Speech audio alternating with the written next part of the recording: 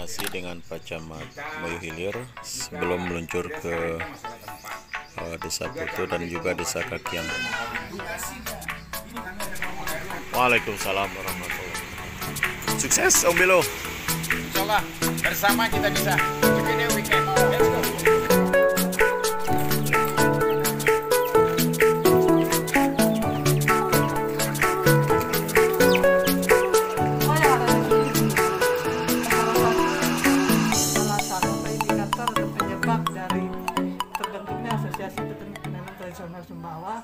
Bersama Awam di tingkat Abdisa adalah keprihatinan dari kita pemerhati tenun dan pelaku tenun dulunya.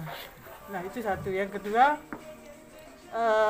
latar belakang kenapa dia berdiri, karena kita juga saat itu sempat ada bincang budaya namanya. Nah salah satu pembicaranya ada dari DPRD, terus Kadis Pariwisata, teman-teman dari Dikbud sendiri, ada beberapa lah narasumber kita minta respon terhadap kondisi yang ada saat ini, karena banyak motif, banyak tenun yang beredar yang datang dari daerah lain, sementara ini adalah motif yang ada di Kabupaten. Sempat waktu itu beberapa pengrajin juga mengeluh bahwa sejak datangnya beberapa produk dari luar daerah itu sedikit tidak berpengaruh besar terhadap hasil penjualan maupun hasil produksi yang ada di wilayah desa. Sejauh ini pengrajin ada berapa, Bu? Ya, kalau yang tergabung, karena asosiasi ini kan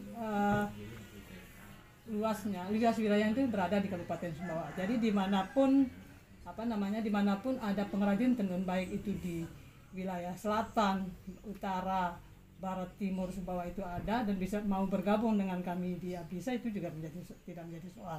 Tetapi kalau saat ini kita bergabung khusus di Desa Putu itu ada di Dusun Putu, Dusun Bekat, Dusun Samri, dan Dusun Tengke Bawah. Nah kalau di desa lain itu ada Desa Putu, Desa Berari diwakili oleh Dusun Malili, terus Desa Moyo Mekar. Itu ada salah satunya adalah tenun Sumbawa. Terus yang kedua itu Ratip Sekeco, yang ketiga Sedekapona. Jadi semua itu berada di Desa Putu. Dan kebetulan Ibu Siti Aminah selaku Ketua Abdisa juga terlibat langsung di kegiatan di PKM. Nah dari sekian ribu desa itu hanya ada 8 desa, salah satunya adalah Putu. Sehingga dukungan dari pemerintah desa melalui PBD itu sangat diharapkan. Karena ketika ada komitmen yang termaktub di dalam PBD setiap tahun di pemerintah desa, maka ini akan memberikan peluang kepada provinsi, kabupaten, bahkan tingkat nasional untuk memberikan dukungan secara besar ke wilayah desa Putu. Pendidikan dan kebudayaan ditetapkan 8 desa tercontohan, jadi salah satu Desa Putu yang ada di wilayah timur Indonesia ini. Jadi saat itu tim dari Desa Putu berangkat ke Senayan untuk mengikuti acara tersebut, termasuk saya sendiri saat itu. Oke. Mantap. Inovasi pariwisata desa kami, jadi dulu ada pariwisata desa, jadi pelayanan terintegrasi setiap desa, ya Bu ya. Jadi kami di sana untuk home industrinya, home industri itu kami menggunakan medsos. Jadi di sana Bu, setiap produk-produk yang ada di rumahan kami jadikan satu, ya publishnya lewat medsos. Jadi ya ada namanya pasar online Lunyo, ya pasar online Lunyo. Jadi siapapun yang jadi bukan hanya wilayah Lunyo saja, di seluruh Sumbawa misalnya mintanya produk yang ada di Lunyo, jadi sudah masuk dia ke pasar online Lunyo. Mereka langsung menyambut, saya ready, gitu modelnya. Nah ke depannya Bu, apakah kira-kira pernah enggak di Putu ini membuat promo seperti Festival Nesek? Itu adalah salah satu media campaign yang menghadirkan beberapa, terutama EA1 ya. Bupati juga terlibat di situ. Ibu pernah mendengar pariwisata desa? Mungkin baru sekarang. Tidak salah, pernah. Alhamdulillah. Oke. Pariwisata desa ini adalah sekarang menjadi produknya, inovasi yang sudah ditetapkan oleh kementerian menjadi hak patennya pemerintah Kabupaten Sumbawa sejak 2000. Kalau bicara pariwisata desa, pelayanan sehari terintegrasi setiap desa. Ada Pak Sekam, ada Pak Sekdes, Garuda Batu Beling terintegrasi. Karena Ibu tadi sudah mengatakan perlunya intervensi, ekspansi, pembiayaan semua dari pemerintah. Bagaimana supaya pemerintah tahu? Maka saya camat, beliau Pak Sekap, ini Pak Sedes, semuanya adalah pemerintah harus dampingi Sia. Bila perlu setiap hari beliau mendengar, memfasilitasi, mendekatkan, dan kami sebagai pemerintah sifatnya pelayanan.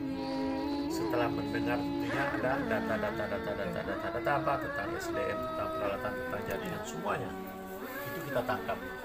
Nah, di dalam konteks pariwisata desa, oknum pemerintah secara kelembagaan, secara pribadi juga akan menghubungkan pasar kita dan resources kita dan sebagainya, mengadvokasi pemerintah desa supaya apa? Ada anggaran di sana membidik. Camat diberikan kewenangan untuk melakukan verifikasi dana desa. Camat inilah nanti menyampaikan ke Pak Kades, Pak Kades, ini jadi skala prioritas kita. Masukkan ini, masukkan ini, masukkan ini. Itulah pariwisata desa.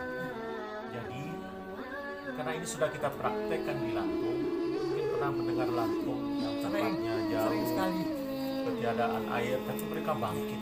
Nah, jadi Ibu, apa yang Ibu sampaikan hari ini, itu akan kita dengar semuanya.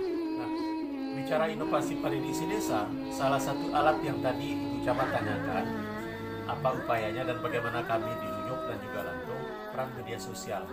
Ibu mengatakan ada event, maka itu nggak cukup. Nah, untuk itu Pak Sekdes selaku saudara saya dan Pak Sikam, pariwisata desa itu mengharuskan kita untuk proaktif setiap detik, setiap menit untuk memfollow up terus lewat media sosial. Kenapa? Hampir semua orang pegang HP, bermedia sosial dan lain sebagainya. Maka inilah yang menjadi kunci kita dalam pariwisata desa ini. Masyarakat harus tahu, pemerintah harus tahu, semua calon-calon pembeli itu harus tahu di mana produksinya, bagaimana kesulitannya, bagaimana cara mendapatkannya semua. Tapi kalau kita bicara yang Ibu Camat tarakan tadi adalah jual beli online, taruh saja, dibuat fanpage atau lewat Facebook saja, khusus kita berbicara tentang ini. Itu rohnya dari pariwisata desa. Pak Bupati sudah mengatakan seluruh pimpinan OPD harus bermedia sosial. Kenapa? Itu lahirnya dari konsep pariwisata desa. Bunda ya. Jadi saya yakin setiap apa yang Ibu harapkan, maka kalau ada di konten Facebook, di YouTube, Instagram, lain sebagainya, karena itu harian, orang pasti akan buka itu insya Allah. Cuman harus diramu. Itulah Pak Sekdes, Pak Sikam, buat teman-teman yang ada di kantor camat, di kantor desa, kreatif, harus ada tim kreatif yang bekerja setiap saat. Itu rohnya dari pariwisata desa. Jadi kita bekerja tidak dari meja dan lain sebagainya, nggak pakai surat, nggak pakai proposal, nggak. Yang dituntut dari pariwisata desa itu adalah keaktifan kami sebagai aparatur. Nah, ini kalau sudah bisa ditangkap, insya Allah inilah rohnya kita. Jadi insya Allah Bunda, sungguh bagus ini kalau ini kita kerjakan. Tumariri, no bau tumariri, lain kita pang meja apa sih? Harus turun kota. Nah inilah rohnya. Makasih, mudah-mudahan ini menjadi inspirasi kita, terutama Pak Sekdes. Jangan putus semangat, ya. Kita sudah satu kali berbicara terus. Kenapa ada Mbak Bayak di sini? Mbak Bayak masih muda, tapi banyak menginspirasi saya, kami, kita semua di sini. Itu apa yang Ibu sampaikan. Provinsi ini sudah punya NTB Mall, dan itu isinya ada beberapa produk-produk dari setiap daerah di NTB. Dan kebetulan kemarin itu lagi ada tamu, saya ke NTB Mall nyari kain tenun, nggak ada. Akhirnya kita ketunda 1 hari untuk memberikan oleh-oleh. Jadi ketunda 1 hari, akhirnya oleh-oleh dikirim via JNE gitu kan. Nah itu sayang sekali Bu. Jadi saya mohon izin Pak Sekcam, Pak Kades, Ibu, mohon untuk segera mengontak NTB Mall bahwa kayak kerjasama naruh produk di sana seperti itu, karena tamu ini terkait Kuta Mandalika ini banyak sekali yang datang dan selalu dikasih kalau tidak kain tenun Lombok paling kain tenun Bima, karena memang yang ada itu seperti itu. Dan harapan saya bahwa ini ada kenapa, karena Pak Luhut itu sudah pernah pakai, Pak Luhut, dan saya ada fotonya tapi di Instagram, jadi nanti tak liatin aja. Itu Pak Luhut sudah pakai, Pak Kemenpan RB sudah pakai, terakhir Pak Anies Baswedan kita juga Pak kasih. Sekdes, inti yang saya sampaikan tadi Pariri Sidesa itu dia aplikatif, tapi tidak ada di Play Store.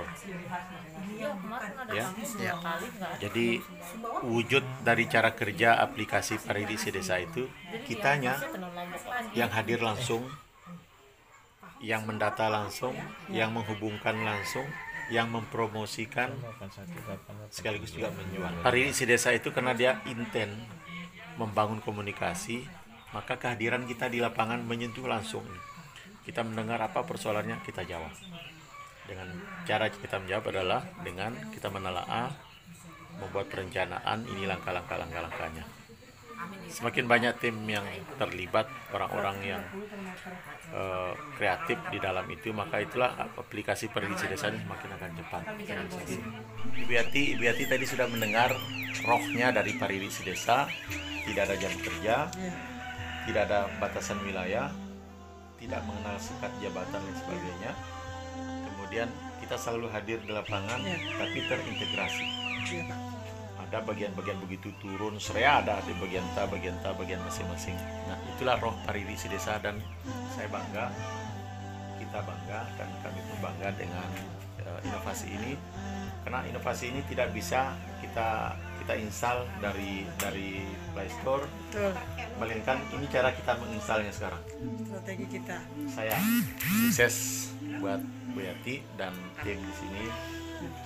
Mudah-mudahan umur berkah dan juga rezeki Amin kita ya Rabbal berkah. Alamin.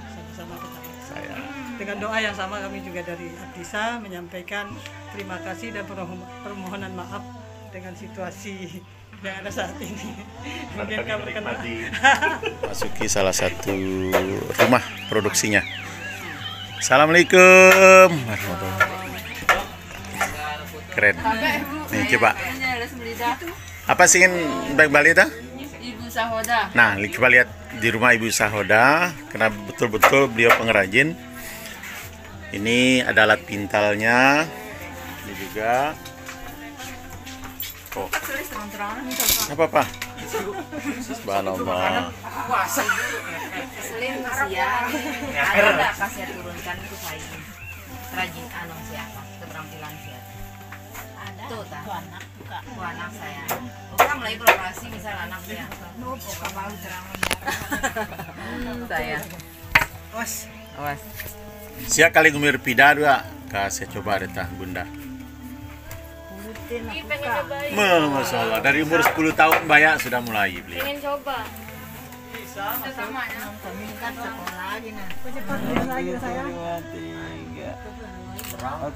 Lapangan berapa? Biasanya Mas? Oke, lagi.